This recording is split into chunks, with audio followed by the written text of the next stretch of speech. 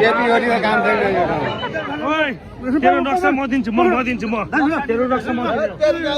तपाईँ जब 3 पल्ट परमा ल्याउनु भयो अहिलेसम्म गर्न सक्नु भएन अब गर्न सक्नुहुन्छ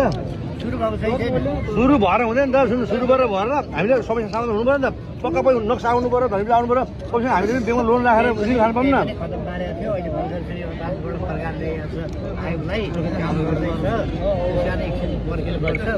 अब कति पर्खिनु भन्नु न तपाईँ 3 पल्ट पढाउने हुनुभयो हामी पर्खिनु नि त कति पर्खिनु हामी कति पर्खिनु भन्नु न कति पर्खिनु भन्नु 5 वर्ष 10 वर्ष 20 वर्ष हो भन्नु आउँछ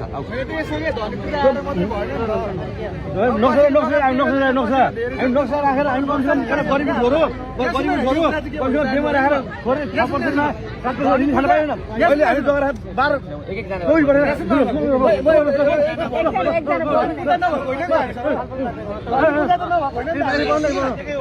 28 तेरो नक्सा म दिन्छु म तेरो नक्सा म यस्ता कुरा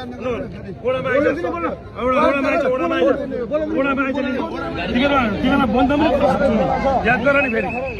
तिमीहरू यहाँ आएको नक्सा चाहियो भने यहाँ आइज म कहाँ आउने मकालाई नक्सा चाहियो धनकुटा 4 र 5 मा आउने फोनमा तपाईँ फोन उठ्दैन फोनमा तपाईँले फोन उठ्दैन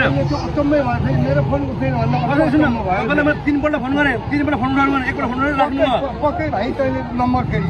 पुरानो नम्बर कहाँ छ ए दाजु सुन्नु प्रधानमन्त्री केपी ओली भूषण मन्त्री पद्म अर्याल हाम्रो समस्या किन भएन त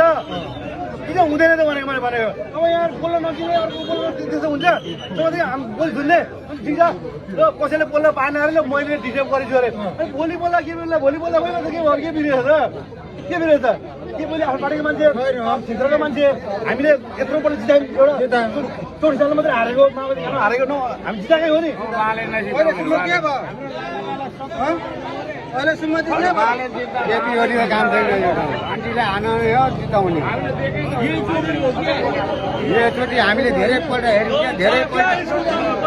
यत्रो वर्ष हेरेर गयौँ तर जितेन जिताएर पठाएको हो तर योपालि चाहिँ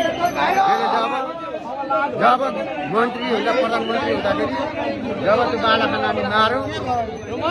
यहाँदेखि धेर बोल्दैन जय घन्टी हो हाम्रो